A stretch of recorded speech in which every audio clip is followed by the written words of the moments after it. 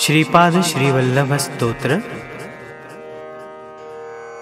श्रीपाद श्रीवल्लभ त्वं सदैव श्रीदत्तास्मान्याहि देवाधिदेव भावग्राह्य क्लेशहारिन्सु कीर्ते घोरात् कष्टादुद्धरास्मान् नमस्ते।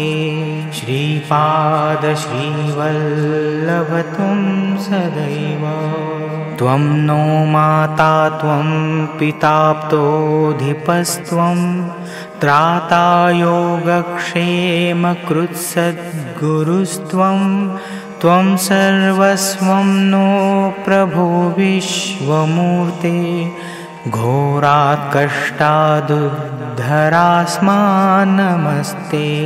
श्रीपाद श्रीवल्लभ त्वं सदैव पापं तापं व्याधिमाधिं च दैन्यं भीतिं क्लेशं त्वं हराशु त्वदन्यं त्रातारं नो वीक्षयिषास्तजूर्ते घोरात् कष्टादुद्धरास्मान् नमस्ते। श्रीपाद श्रीवल्लभ त्वं सदैव नान्यस्त्रातानापि दाता न भर्ता तत्को देव त्वं शरण्यो कर्ता कुर्वात्रेयानुग्रहं पूर्णराते घोरात् कष्टादुद्धरास्मान् नमस्ते।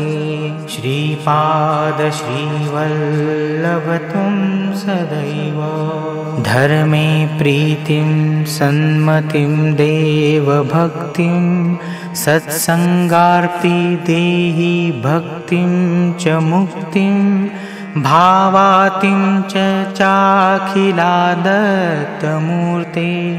घोरात् कष्टादुद्धरास्मान् नमस्ते।